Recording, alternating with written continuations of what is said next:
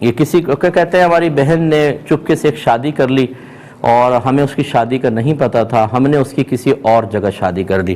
جب شادی کر دی تو پھر معلوم ہوا کہ یہ تو ہماری بہن تو پہلے ہی میرڈ تھی۔ اب جو سسرال والے ہیں وہ چاہتے ہیں سچ کو چھپا کر رکھیں تاکہ بدنامی نہ ہو۔ اچھا بہن بھی اپسیٹ ہے اور ہم بھی اپسیٹ ہیں، ہم کیا کریں؟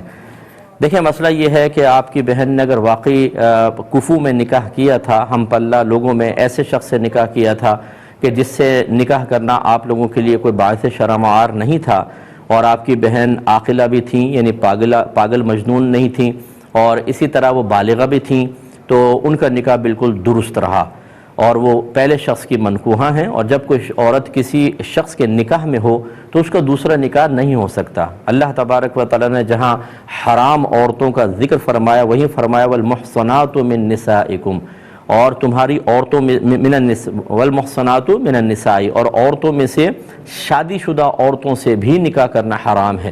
تو لہٰذا یہ دوسرا نکاح ہوا ہی نہیں، وہ فوراً سے پیشتر چاہیے کہ اس نکاح کو ختم کریں، کیونکہ اگر وہ جسمانی تعلق دوسرا شخص قائم کرے گا تو یہ تو بالکل اجنبی قائم کرے گا اور یہ زنا ہوگا۔ تو اس لیے اللہ کی بارگاہ میں توبہ کریں، اور مطلب بچیوں کی خدمت میں ہم گزارش کر سکتے ہیں کہ یہ اس طرح کے یہ جو آزادی کے نعرے ہیں نا، یہ کام دکھاتے ہیں کہ پھر آدمی گناہ در گناہ کے اندر ملوث ہوتا چلا جاتا ہے اور آخرت کو برباد کر بیٹھتا ہے۔ اس لیے اپنے بچوں کی دینی تربیت کرنا بہت ضروری ہے، اور ہماری بچیوں کو چاہیے کہ دین کی طرف مائل ہوں۔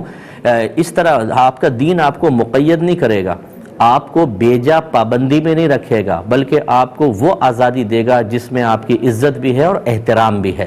اب یہ بچی نے دیکھیں اپنی آزادی کو خود استعمال کیا، اور اب کس قدر 2-3 خاندان جو ہے وہ ذہنی اذیتوں میں مبتلا ہوئے، حرام کا ایک سلسلہ شروع ہو گیا۔